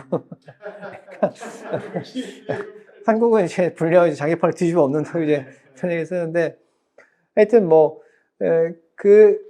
그럼에도 불구하고 이제 지한파가 있는 것 같아요. 그러니까 현실적으로 이제 뭐 한국하고 이걸 잘 지내야 뭐 중국이나 이제 이런 걸 계속 견제할 수 있다고 생각을 하는 거 정치인들이. 지한파가 민주당이었던 거 아니야? 왜 거기도 있죠. 그리고 뭐 자민당 내에도 사실은 아까 그랬지 이시바 같은 사람도 뭐 좀 상대적으로 지한파에 속하고 지금은 굉장히 분위기가 많이 좋아졌다 들었어요. 제가 일본에 이제 언론인들도 좀 알고 이제 그 외무성 출입하는 저희들 들어보면은 이 윤석열 대통령에 대해서 이제 평가가 굉장히 좋아서 제가 윤석열 대통령 지지율 얘기해주면 뭐 너무나 안타까워. 너무 가슴 아파요. 아이고 간도 쓰게 답해주니까 좋아할 수밖에 없지만. 너무 가슴 아파하는데 내가 보기에는 윤석열이 자기 지지율을 지시한테 준 거였어, 세게. 근데 이제 다만 빠진 거는 추가적인 일본에서 이제 그 생각하는 거는 그 사람들은 지금 상태로는 좋다. 그냥 이 상태로 가면은 뭐 회복되고 좋은데 다만 이제 한국의 문제는 정권이 바뀌면은 이게 계속 민주당 정권이 180도 바뀌기 때문에 우리가 뭐 한국을 계속 또 그러니까 장기적으로 한국은 이렇게 가겠지라고 이러면서 이렇게 뭘 하기가 참 어려운 나라다 한국은. 그런 얘기 하더라고. 잘 들었고 참고로 아까 말했던 그 노동 관련돼서는 그 우리 옛날에 브라운 터널이라는 책을 우리 한 적도 있었는데 아베가 그 찾아보니까 2012년 12월에 집권하거든요. 두 번째. 맞아요.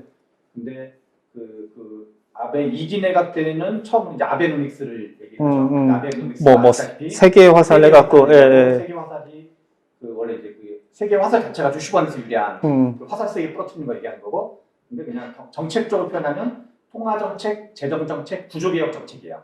세계 화살 자체가.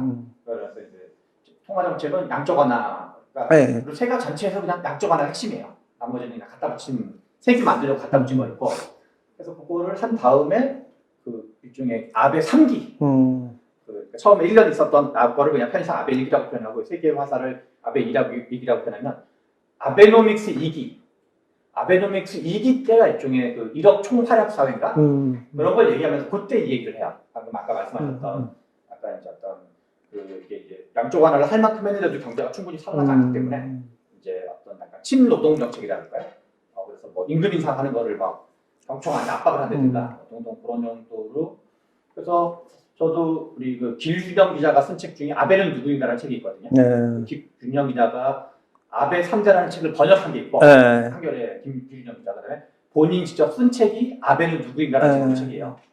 근데 아베는 누구인가 책을 이제 봤었었는데 그때 보면서도 1기 아베가 금방 조기에 물러나고 그러면서 이제 2기로 등장할 때 그 이제 2012년에 집권할 때 아베가 자기가 원래 이제 그 어떤 외교안보적인 걸 하고 싶은 게 자기 꿈이 아닌데 보통 국가 만드는 게 자기가 조기에 이제 지지율이 떨어지고 못했던 것 중에 자기의 패착을 분석했던 게 경제 정책이 부족했다였어요. 그래서 저는 그때 이제 기준영 기자 보고 되게 인상적이었는데 자기의 꿈은 보통 국가인데 보통 국가를 만들기 위해서 경제 공부를 열심히 하는 거예요. 그래서 경제 공부를 열심히 해가지고 이제 그 네이밍은 아름다운 나라.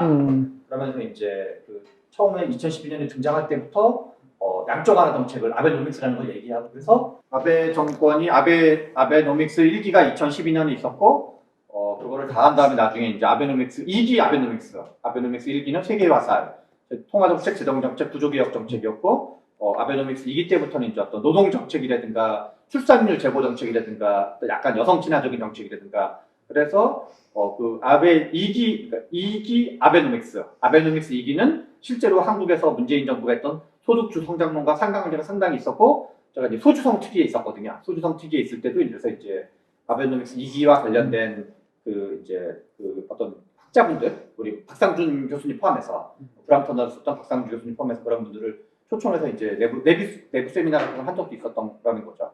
그래서 이제 그리고 또 하나는 앞에서 이제 잠깐 얘기했었던 게 아베가 2008년경이었나요? 처음에 날아갔던 게 2007년경에 날아갔을 때 그게 이제 1년 정도만 하고 이제 그 지병을 근거로 나왔긴 했지만 정치적 지지율도 되게 낮았던 상태였었거든요. 그러면서 한겨레 길윤영 기자가 아베 3대라는 책을 번역한 게 있고 아베는 누구인가라는 그 책을 본인이 직접 쓴 게 있는데 저는 이제 아베는 누구인가라는 책을 봤었는데 그거를 보면 자기가 이제 그 2012년에 다시 정치 복귀하기까지가 자기들은 어떤 보통 국가와 그다음에 어떤 지정학적 불안을 하는 거가 자기의 어떤 가장 로망 같은 거라 그럴까? 자기는 그걸 정치하는데 그거를 하려 그러면 경제에 대한 대안이 있어야 된다. 실제로는 경제 정책에 대한 공부를 되게 열심히 해요. 그래서 2012년 취임하기 직전에도 2012년 재집권 하기 직전에도 한 몇 년간을 거쳐서 경제 공부 모임을 만들어요. 경제 의원 공부 모임을 만들어가지고 의원들이 그리고 그 회장이 아베였어요. 아베가 집단적으로 경제 활성화 촉진하는 약간 대안적인 입법 같은 거를 해가지고 그때 이제 그걸로 아마 이제 아베파들을 규합하고 그래서 일종의 아베 자체가 신성장 학파 같은 사람이었다.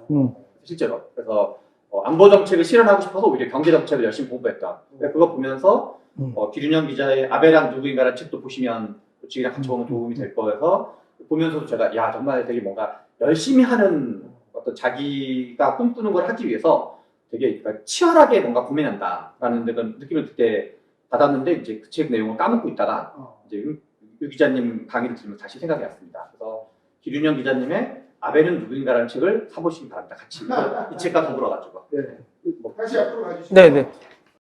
경찰이나 이런 데는 뭐 그런 게 파벌이 아직 있다고 저는 들었던 것 같아요. 사스마, 조슈 그 파벌이 없진 않다고. 뭐 우리도 뭐 어떻게 보면 사실 뭐 호남, 뭐 영남, 뭐 TK 뭐 있는 것처럼 아직까지 좀 있다고 들었는데 그리고 아베 신조의 그 신이 그 유신 삼골 다카스키 신사쿠의 그 한자를 쓴 거라고 하더라고요. 그러니까 예. 그래서 확실히 그 저기들에 대한 어떤 그 숭앙하는 마음, 뭐 하여튼 그런 건 없진 않았을 것 같아요. 분명히 있었고, 그리고 하여튼 근데 하여튼 아베는 조부, 리버럴이었던 아베 간보다는 자기 외조부, 기시노부스케 쪽에 훨씬 더 감화돼 있었고, 부친도 그랬다고 하더라고요. 부친도 그러니까 아베 신타로도 자기 부친 아베 간에 대해서는 별로 이렇게 언도 안 했다고 저는 생각합니다. 뭐 그랬던 것 같아요. 그러니까, 아까 말씀하신 그런 조슈의 어떤 그런 그 지역적 어떤 그런 영향 분위기 그런 거에서는 뭐 하여튼 분명히 그런 건 좀 있었던 것 같아요 보니까. 근데 저도 그때 얼핏 들었는데 뭐 통일교뿐만이 아니라 뭐 많은 종교의 장금이 들어온다고 그러더라고요. 저도 죄송합니다. 그렇죠. 공명당도 대표적으로 이제 종교잖아요. 그 우리나라에도 들어있는 뭐 SGI 뭐 이제 이런 거. 예. 예. 예. 예. 예. 그래서 그 SGI가 공명당이잖아요. 그래서 창가학회 뭐 이렇게 하는. 예. 그래서 통일교만의 어떤 특수한 그런 건 아닌 것 같아요. 보면 걔들은 그런 건. 심지어 걔네들은 당까지 만들어서 이렇게 공동 여당이잖아요. 그 공명당이 그러니까.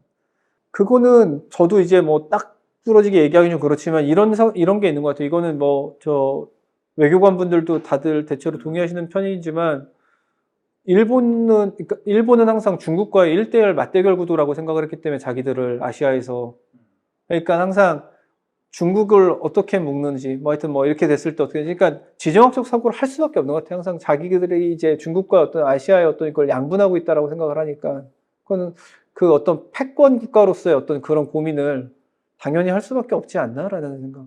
네. 그러니까 강대국의 버릇인 거군요. 네. 그러니까 태평양 전쟁 때도 사실 그 전쟁이 벌어지는 과정이 다양한 어떤 지정학적 그런 고민에서 나온 산물이잖아요. 물론 이제 결국은 패착을 둔 거지만, 그러니까 그런 게 뭐 여전히 뭐 그런 제국을 한번 경험해본 나라는 게 쉽게 사라진. 그렇죠. 반대로 이제 우리나라는 한 번도 제국인 적이 없으니까 그러니까 한계가 있죠. 피해의식이 네. 이렇게 토라지고 이렇게. 그러니까 당장 이게 뭐 정치인들이 하는 얘기만 봐도 그렇죠. 오늘 발표는 이렇게 마치도록 네. 하겠습니다. 수고하셨습니다. 네, 감사합니다.